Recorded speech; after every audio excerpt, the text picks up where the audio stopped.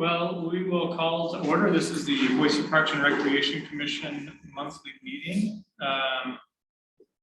First up is attendance. Favor?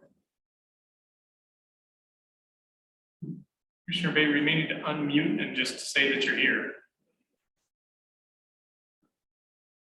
Perfect. Johnson? I'm here. Hi, I'm here. Here. Carter? Here. Raver? Rosiska? Here. Stidham? And Urban. And we have Councilmember Halliburton joining us. Welcome. Okay, next up we've got the consent agenda. The only thing on the consent agenda is the adoption of Primrose Park. That's the park off Cary Lane that we've heard about a couple times in the last few meetings. Do I have a motion on the consent agenda? I move we approve the name Primrose Park for the Cary Lane site. I'll second. Any discussion? We're ready for a vote. Everyone in favor, say aye. Aye. Aye. Hi. Anyone opposed? Okay, consent agenda carries. For new business, we have the minutes from May 19th, 2022. Do I have a motion? I move we approve the minutes. Second. Okay, any discussion?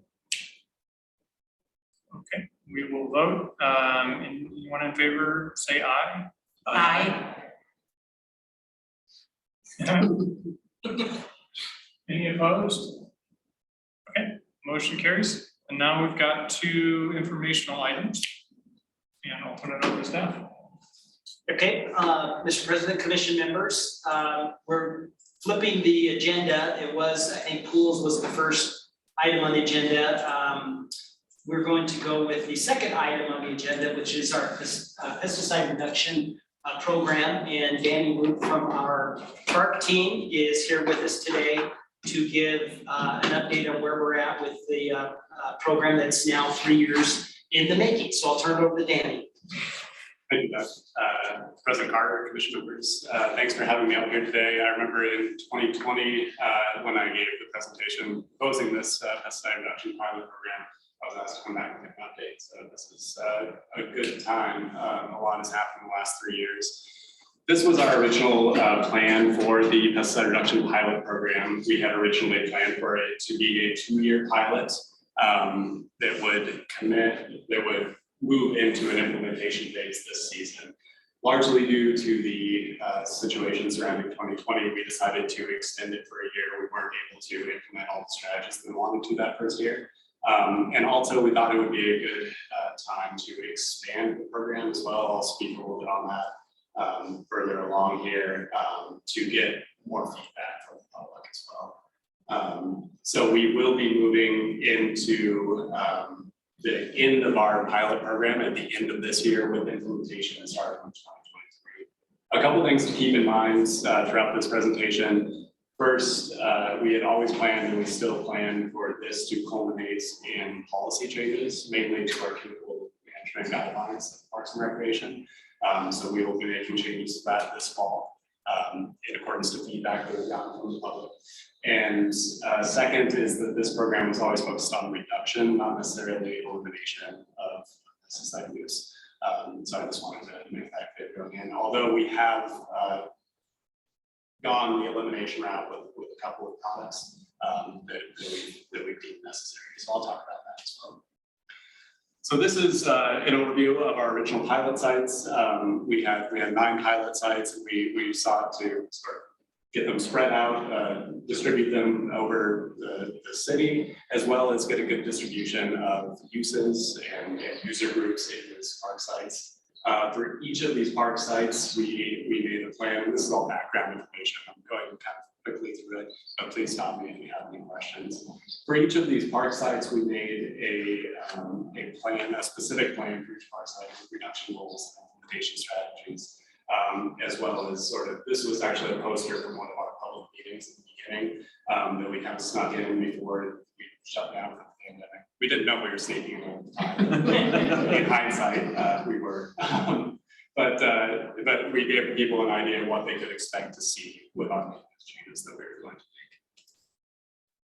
So I'll move right into kind of what has been good and bad in these last few years. So the real impetus for this reduction program was glyphosate at the beginning of it. So glyphosate is is an active ingredient in broad-spectrum herbicides.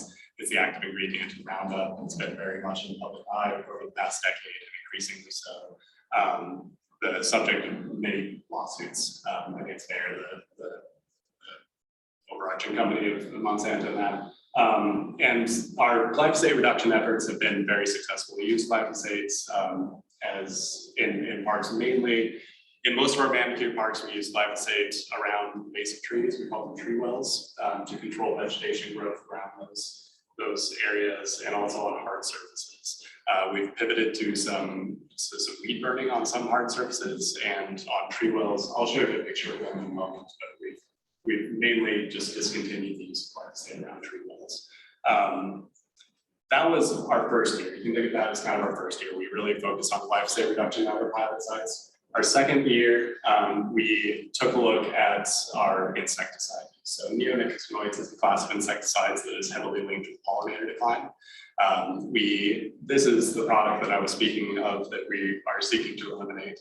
So over the last season and this season, we haven't purchased any neonicotinoid insecticides. We primarily use them to control the mildew in our parks, which is a beetle. The larvae eat the roots of grass and can create large dead spots.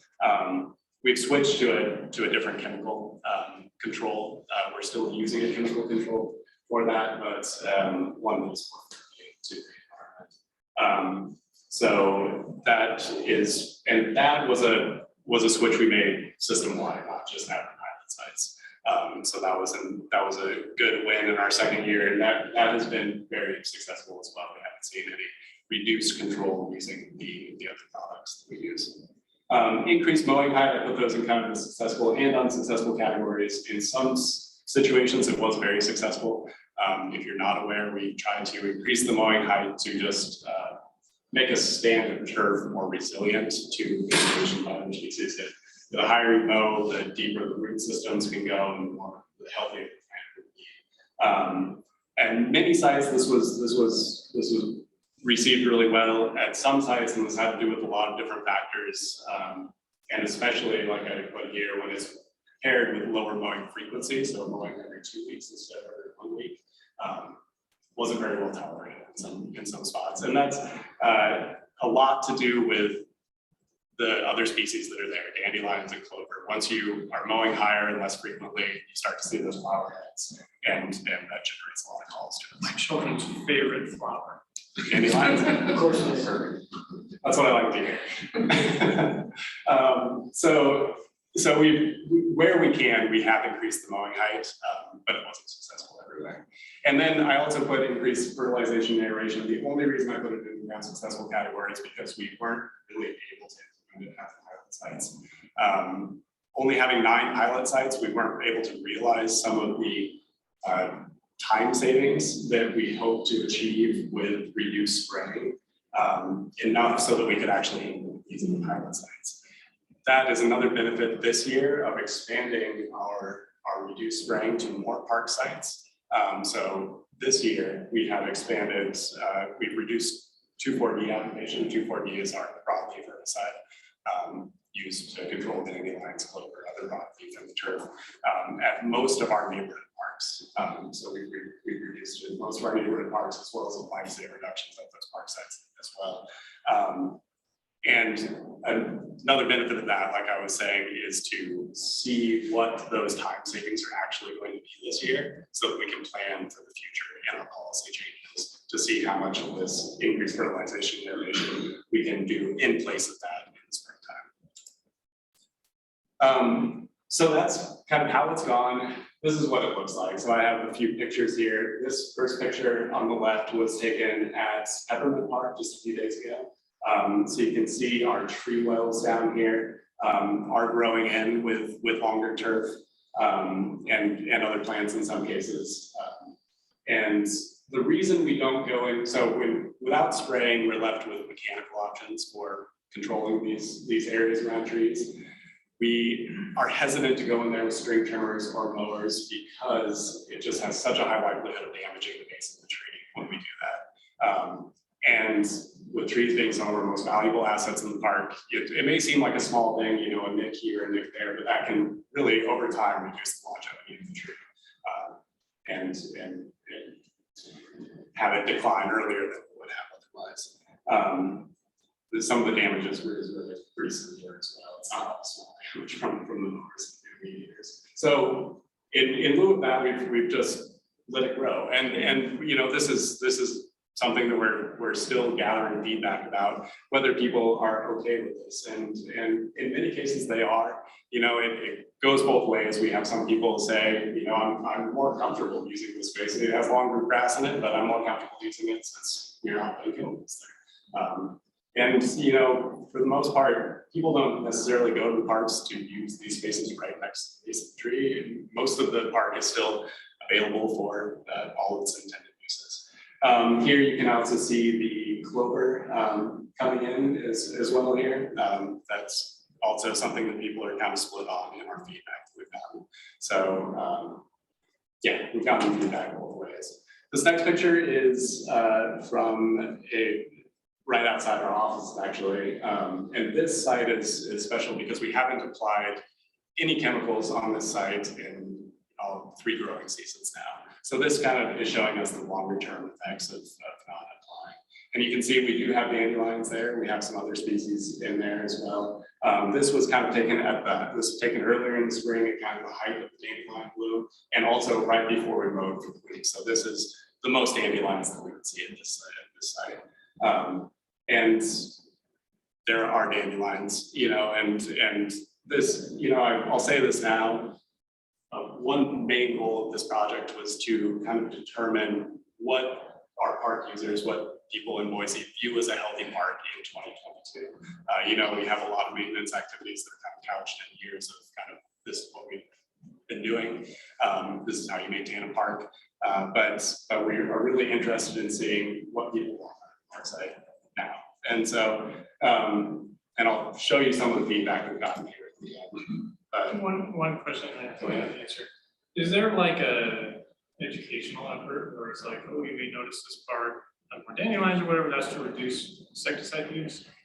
We haven't done a ton of outreach around it, but we do have a website up, our pesticide reduction pilot website, that explains everything we're doing. And in fact, gives a list of all the park sites that we are not applying at. We're trying to be very transparent through this entire process. Yeah, my initial thought would be a knee-jerk reaction would be like, hey, those guys are being really lazy. Right. But if you understand the context, it's not obviously going to move everyone, but it would certainly move me.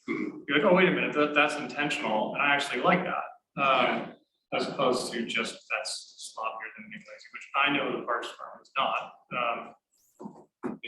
You're really touching on one of the fears that our maintenance workers have as well. So one of the things that has been really key to this whole thing, and one thing that I've spent a ton of time on over the last 3 years is just working with our maintenance staff this has to be a cultural change both with Boise and with our insurance staff as well. I think that if we don't have them on board, this is not going to go very well. So I've done a lot of work trying to get people ready in our maintenance division for this change. And I think we're there, but that is one of their biggest fears, is that people are going to look at this and just say, hey, you guys. So, Mr. President, Commission members, so when we rolled the program out, it got a ton of play. And so that's been 3 years, and a lot has happened behind the scenes over that 3-year period, but you haven't seen the results yet until now. We're starting to see now after 3 years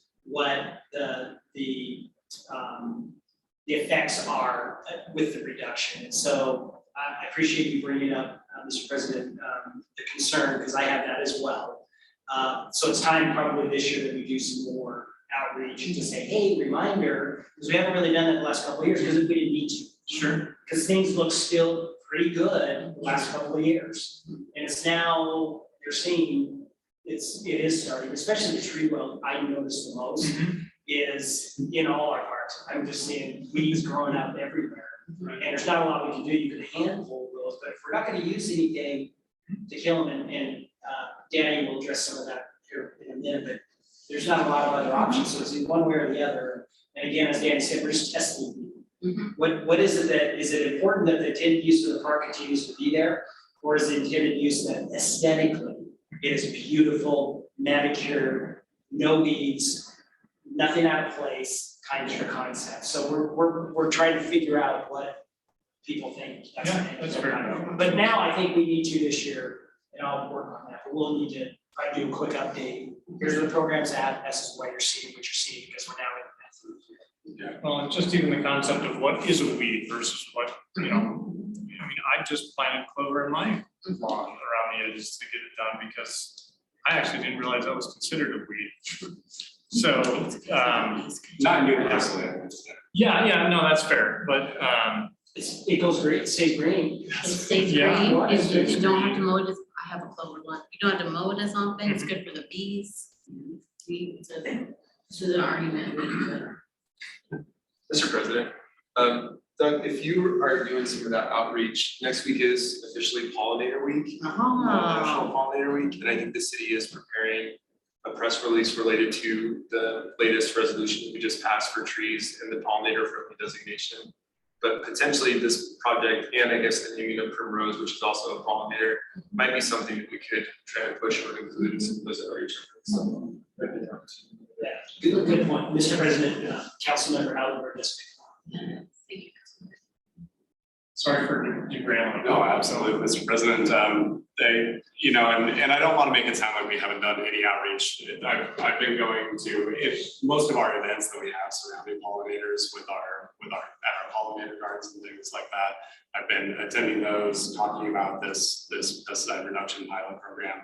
I just think, you know, that reaches a certain demographic, and not necessarily everything. So we haven't done most of the pollinator as much. So I wanted to give you guys a preview of sort of what we're thinking about for the policy changes this fall. So in talking about policy changes, we're really splitting our applications and our sites into two different categories. So for applications, we want to split those into, define those as either aesthetic or non-aesthetic applications. Aesthetic applications would be something that is just done for aesthetic or to achieve a certain look in a park, to promote one plant material over another just on subjective ideals.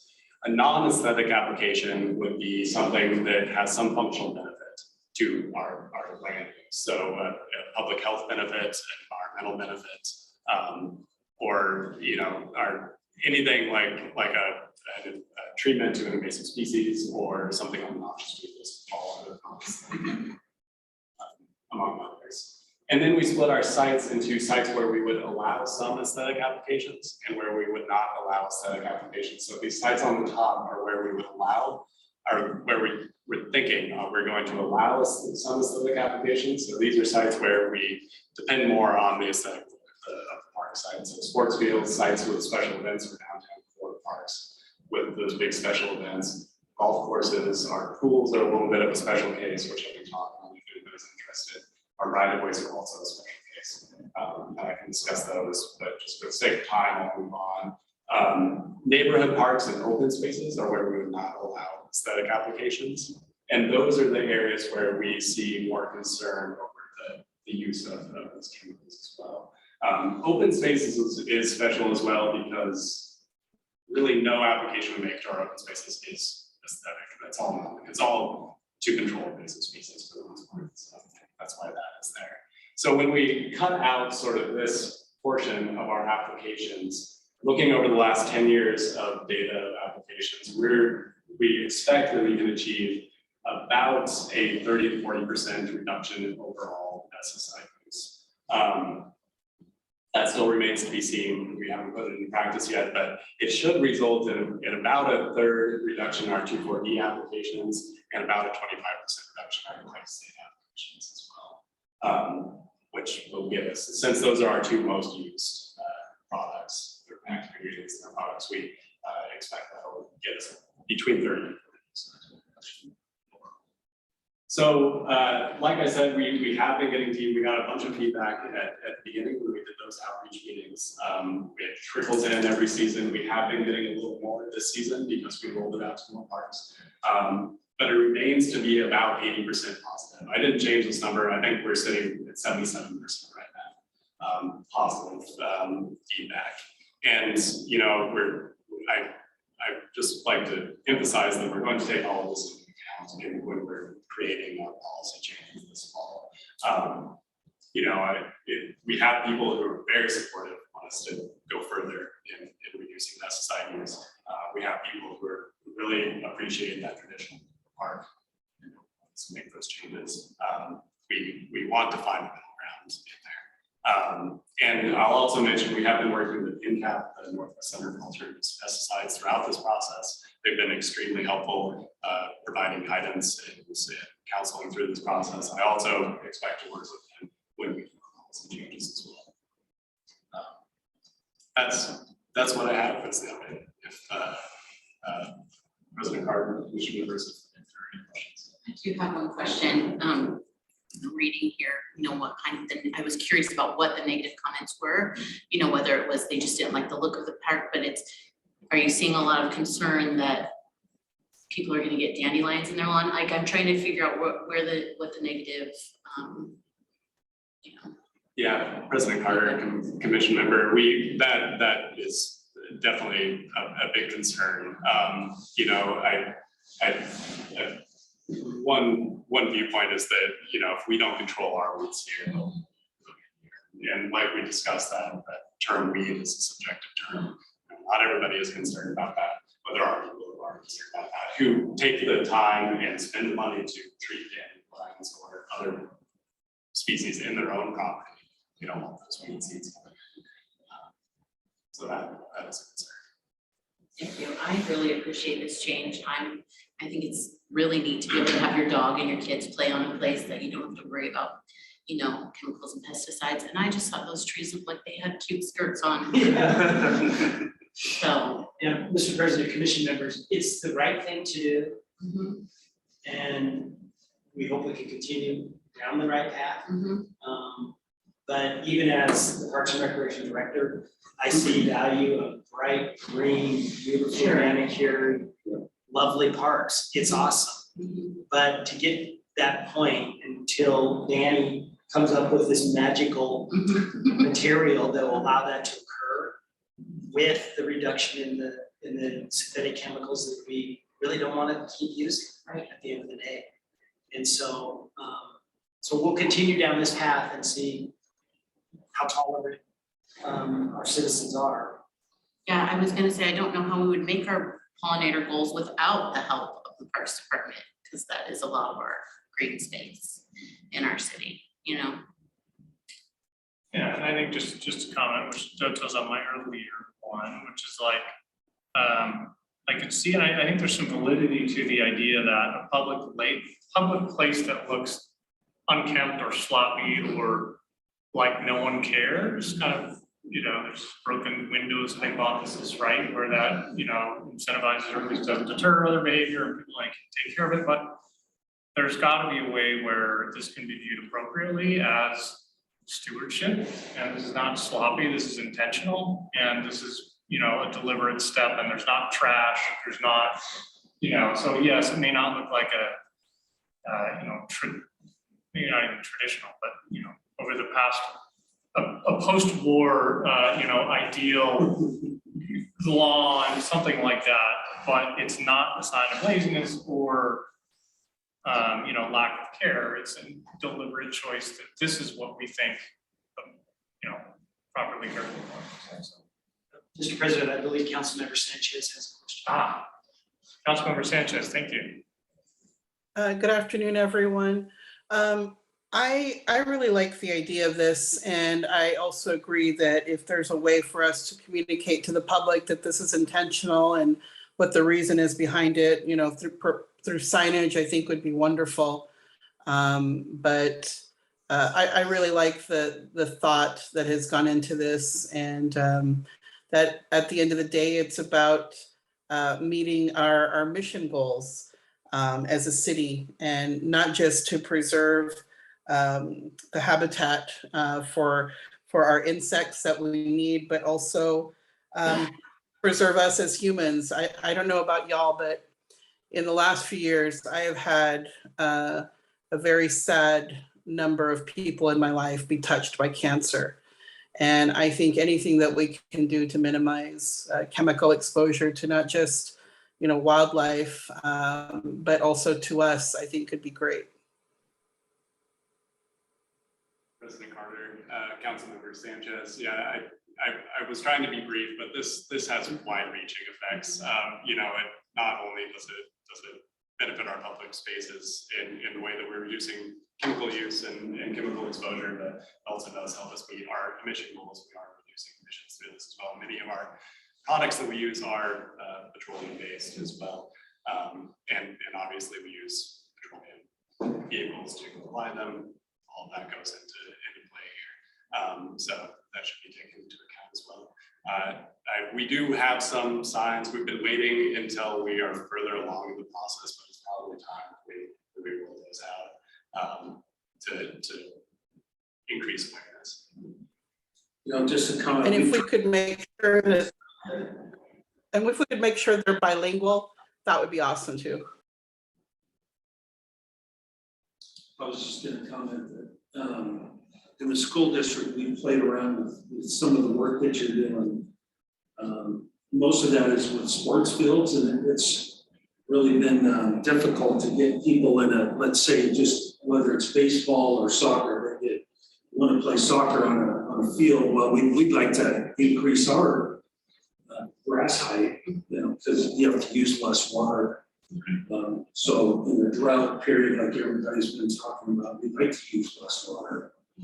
And we'd like to fertilize less and all of those things, but people expect when we come to a soccer game or a baseball game, you look in the outfield and that thing's gotta be looking nice and it's better be short. Like we're talking, 1.5 inches to 2 inches, and when it gets hot out, the only way you can keep grass green, you guys, when it's July and it's 98 out, you're either putting water to it a lot or some fertilizer or both.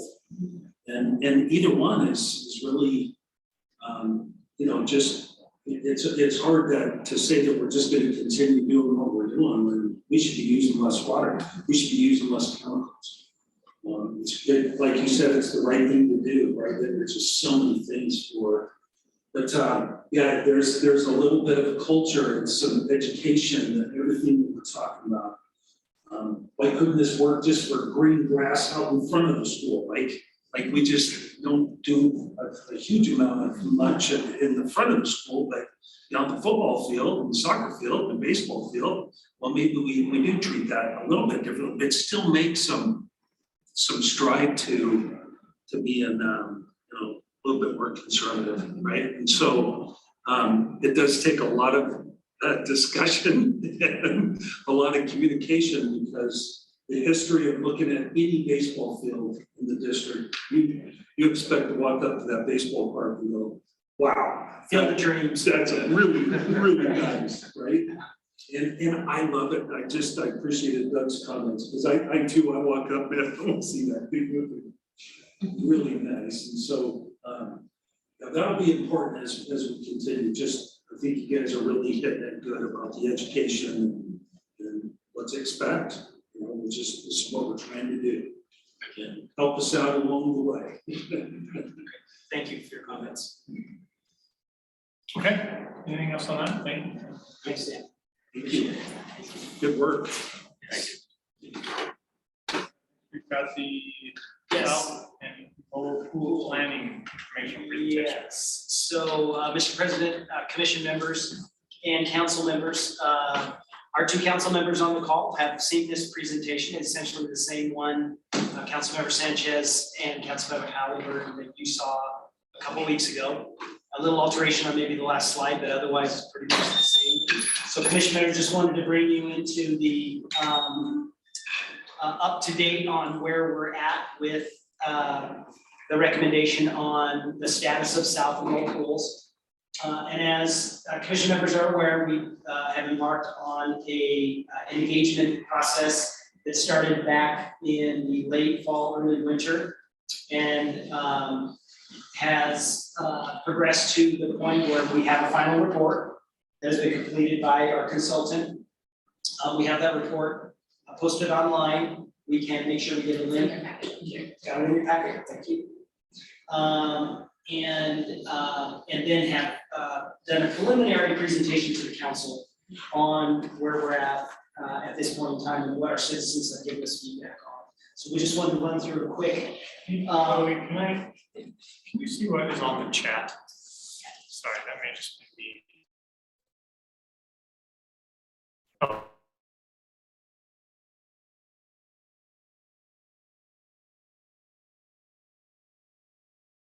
Okay.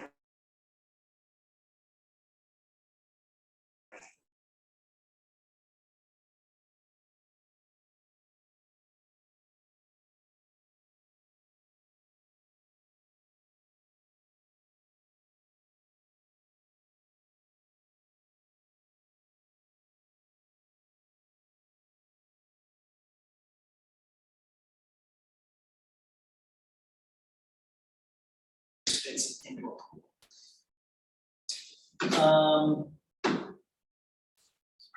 That's okay.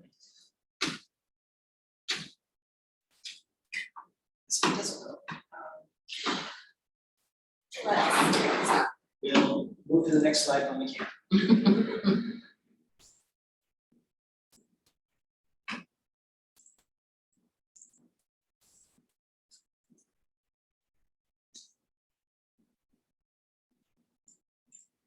Okay, thank you, Coy.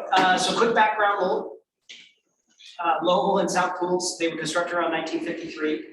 They're a Vince design, which is a unique design. There were several hundred of these across the country back in the 50s and 60s. There are just very few that are still standing right now. We have 2 of them here in the city of Boise. I believe there's like 4 or 5 that actually are still operational. They're a unique design. They're above ground, so they actually are a 2-story model. They have a 3-foot as the shallow end, and then 12-foot at the deep end. So unlike some of our other pools that have more of a shallow end or a kiddie pool associated with the pool, or a 0 depth entry into the pool, such as Ivy Wild, both of these pools they go from 3 to 12 feet. So there's nothing shallower than 3 feet. The current condition is during COVID, all of our pools closed.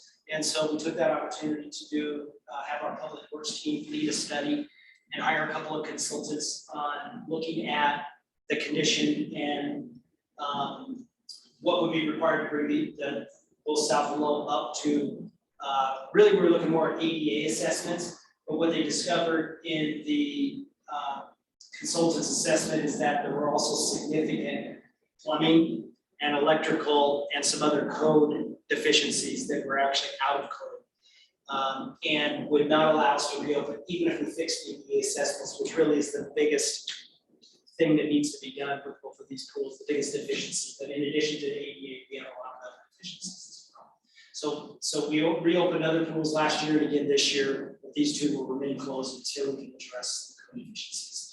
There are capital dollars in 24 and 25. There's 3.32 million for Low Pool in 24 and 3.25 for South in 2025. But our estimates right now are significantly more than both of those budgets. So we can talk about how or why we need to do repairs or build new pools. The money is going to continue to be an issue in our capital planning because we don't have additional funding available to do anything in 2025, at least as we sit today. So the outreach goals that started back in November were to really talk to the community and identify what their priorities are around both of these pools. And then just listen to stakeholders and gain, that deeper understanding of what they want to see, what's the vision of each of these pool sites. And then understanding that we would create, at the end of the day, basically a report that would go to council with the options that we heard from our citizens. And that was the ultimate goal. This is what they told us. here's what those options are, and here's what potentially the costs are associated with those options. So the process started in November. We gathered an initial stakeholder group. I believe we had 15 or 16 folks at each, both South and Lowell, as stakeholders. And you can see on the list the different members of the community that we brought to the table. So we tried to really look at who uses the pool, the neighborhood. We wanted to bring in historical folks that really, from a preservation standpoint, want to see something happen to these pools other than them being removed permanently. And we also brought in, cross disability task force members that the city has. So we brought folks in that have mobility issues that can lend us feedback on the importance of having access to the pools. We did surveys, and believe it or not, these are phenomenal numbers to get from a survey. Over 4,000 responses between the two pools. We got a lot of great feedback.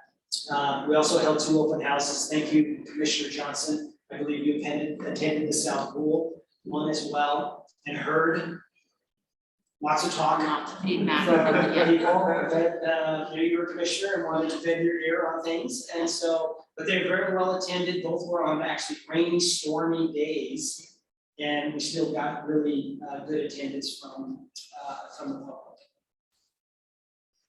So our key findings are South Lowell pools. They are important functions in the neighborhoods. And we heard loud and clear from neighbors. They love the fact that these pools are neighborhood based. They're really close to walkable and bikeable opportunities for their families.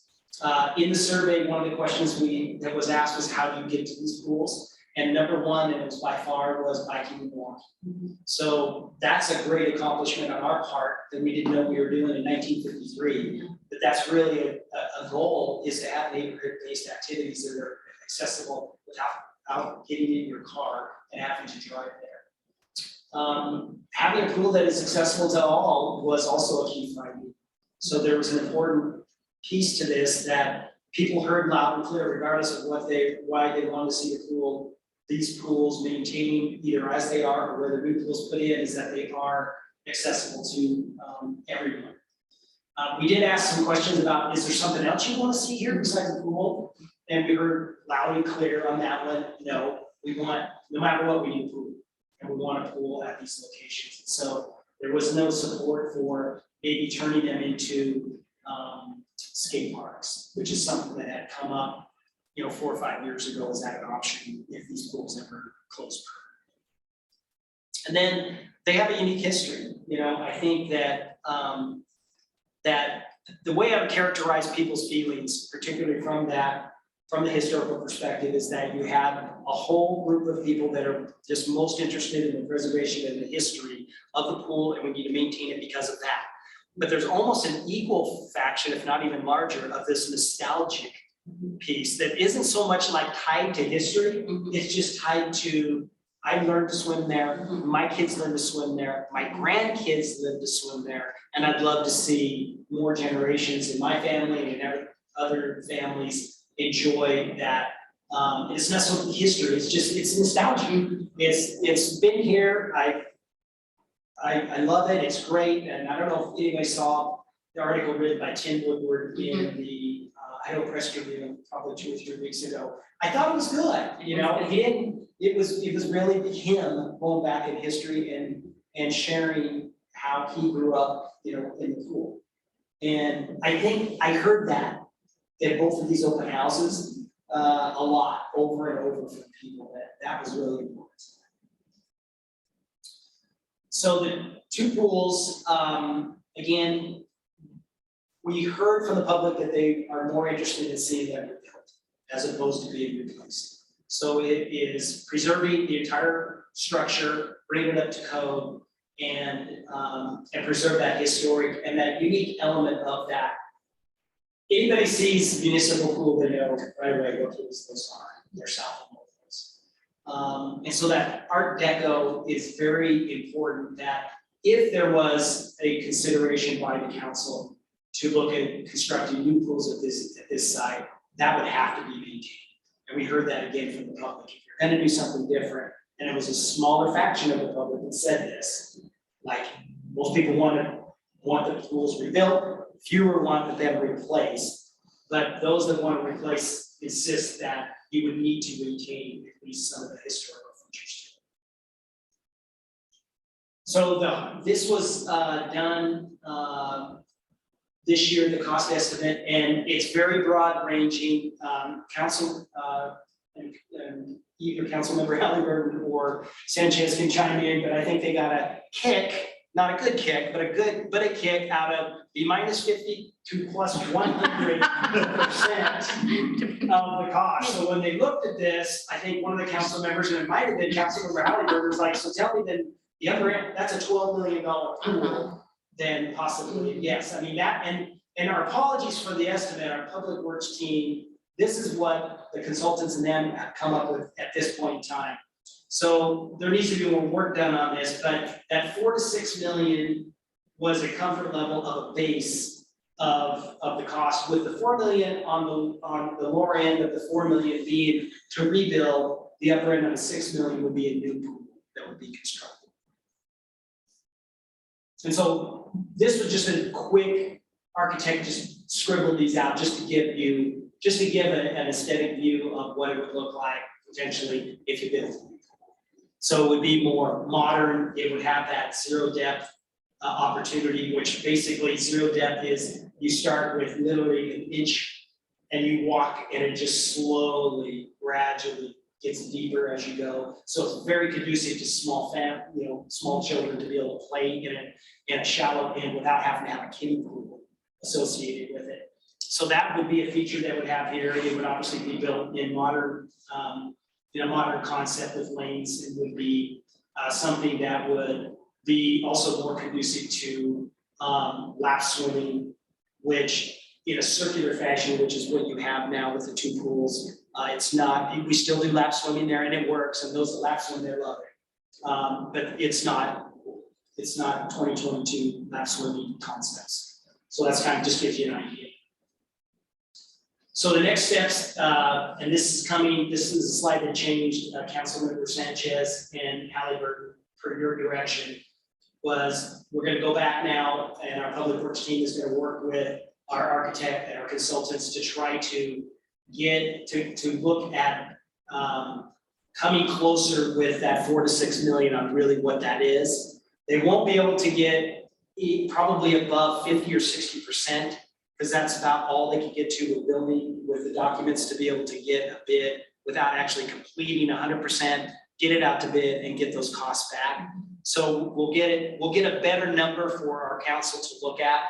And then we will be looking internally at working with our finance team. Are there opportunities out there in 24 and 25 between now and then? Can we find more funding out there, whether it be philanthropic, whether it be other projects that we might delay and add into here to get these two pools open? Or is it something that can't be done and there might be a delay beyond 24 and 25? But we will look at exhaust all resources to see how we can close whatever that gap ends up being. If you pick a number in the middle, it's 5 or 5.5 million. So we're still a couple million short on each pool, which is as much as 4 million total between both pools over the 2-year period. That's a significant amount of capital dollars we would need to try to find. So that's certainly going to be something that's going to be an issue to address. And then we'll get back to council leadership with some updated numbers, anything we can come up with that second bullet, and get further direction on where we go from that point. And then along the way, we'll continue, with our outreach, we'll continue to let the community know where we're at with everything as we go through each of those steps. So, Mr. President, council members, commission members, that's our update at this point. The holding pattern we're in, it's not really a holding pattern. Where we're at now is getting the numbers tightened up a little bit more, and then just kind of seeing are there opportunities to close that gap, and then going back to our council with an update, and then see, realistically where we're at. Feedback we got from council was very clear that we don't have the money right now. So we can't give you a direction on renovate the pools or build a new pool, we're going down a road that we don't have funding to do right now. So let's back up, let's see if we can find out what that funding mechanism is gonna look like, find out how much we need, and then we'll rehuddle.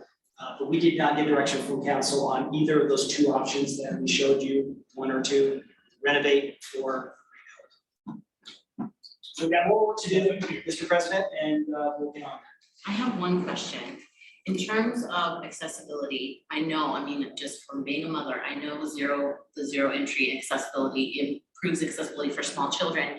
But for ADA accessibility in these other pools, if we keep the pools with the design that they are now, you know, I just was trying to figure out how that would even work in terms of ADA accessibility. That's a great, Mr. President, Commissioner, great question, and probably didn't even address it as well as I could have with our council members. But it would, when we say ADA accessible, so there'll be an elevator, there will also be a lift available for those with mobility considerations to still get in the pool and utilize the pool.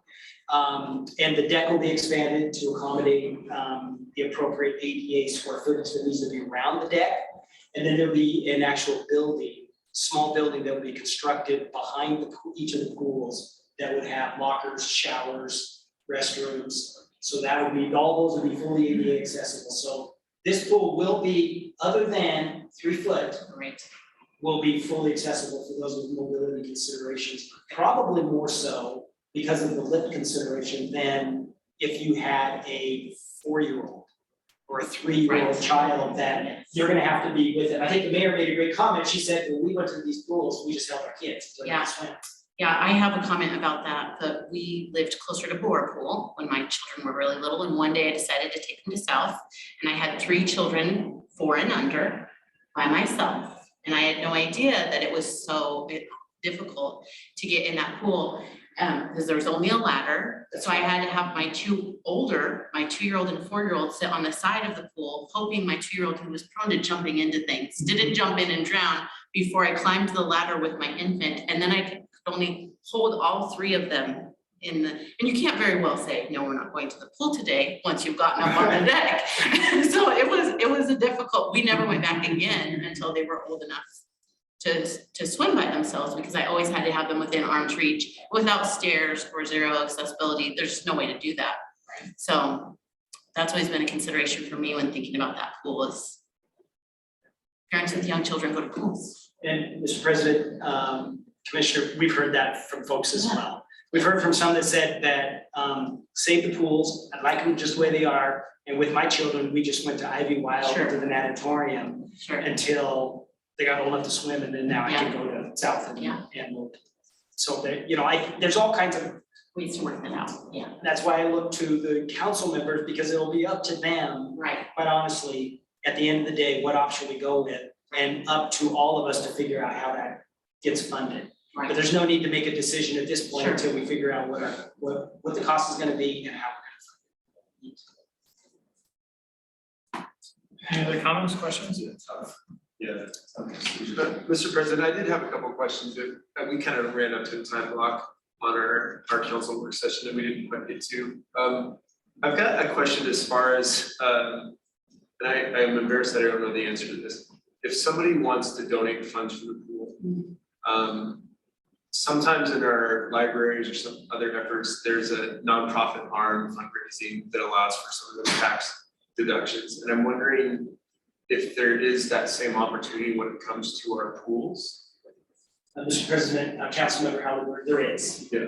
Yeah, there is. And if we get into a situation, there's some organizations that donate to us, or corporations that will not donate unless it's a 501c3. And we have an opportunity that we can work through that, because we do work with other private organizations that have that designation, including 2 in our own, with Boise Urban Garden School and Friends in Boise, both have that designation. So they could be passed through if it's a company like HP. Generally, that's where the only way they'll donate. But most private donors, we can accept their funding, and we can get them the information for tax purposes. So the donation is pure from that standpoint. Yeah, so either way, there's, whether it's the C3 or through the city, there's a way to do that. Great. The other question that I had, and the designs that, like, we kind of got to see what it would look like if it was redone. are certainly preliminary, right? I guess what I'm trying to figure out is like, can you do a zero depth and have the lapse pool at the same time? Like, is that, it doesn't look like it's built into the drawing, but I'm just assuming that it's built in the concept if we were to actually pull it out. Mr. President, Councilmember Halliburton, are you referring to the new pool? Yeah, the type new of pool, design? Yeah, I think they can do that. They didn't get that far into the design aspect of it, but it's my understanding that we could accommodate something like that. Great. And then I think the last question that I didn't quite get to, or just wanted to make sure that I had some clarity. We do think potentially that it might be cheaper to remodel the pools than to redo them. The remodel was closer to the $4 million range and the rebuild was closer to the $6 million. So there's a chance that we think it would be cheaper to remodel than. Yeah, Mr. President, Councilmember Halliburton, that's correct. Great. So our public works team is saying that on the lower end, because it is more expensive to demo, retain part of the historic pieces, then build a whole new pool. Yeah. So it could be, if it's 4 to 6 and not 8 to 12, then you're more on the 4 end. And in fact, they ran some preliminary numbers. It was more like 4.3 million to bring all the ADA and code requirements up. And so if it kind of hung around there, it certainly would be less expensive to do that as well. Great, any other comments, questions? Yeah, I'd like to just weigh in a little bit here. In the surveying, I don't know if you're able to detect this. Did you see that there might be much of an appetite from the public who is very passionate about preserving these pools to be a part of a philanthropic campaign, a capital campaign to bring them up to code? Mr. President, Councilmember Sanchez, yes, there is a group called Friends of, I think it's just called Friends of Pools. And they have expressed very strong interest in leading a campaign effort. And I've just said, hold off until we know what that looks like, because we don't have that cost. We don't have the appropriate direction yet. So once those things get ironed out, then we can certainly engage some folks. We'll do a little rock turning over ourselves just with some organizations and grant opportunities and stuff, just to see what's out there across the country for preserving historical structures, and see what we can come up with. But at the end of the day, the short answer, Councilmember Sanchez, is yes. I thought it was really compelling, the information you shared at the last meeting, Doug, where you told us that Ivy Wild was completely funded with private money. I think it would be interesting to see if we could repeat that feat again and see if people would be to take that on, because as you know, we do get closely scrutinized about where we invest the taxpayers' dollars, and with the love that's been expressed by the community for these pools, I think it'd be interesting to see if that's a possibility. Duly noted, Councilmember Sanchez. Okay, anyone else? Well, thanks everyone for the work. That is a difficult issue. Okay, nothing is left on the agenda, so I would take a motion to adjourn. So moved. Second. All in favor, say aye. Aye. I don't think they can deprive us of a quorum, so we can't end. Let's close it. I think you're good. Thank you, everyone. Yep, thank you, everyone.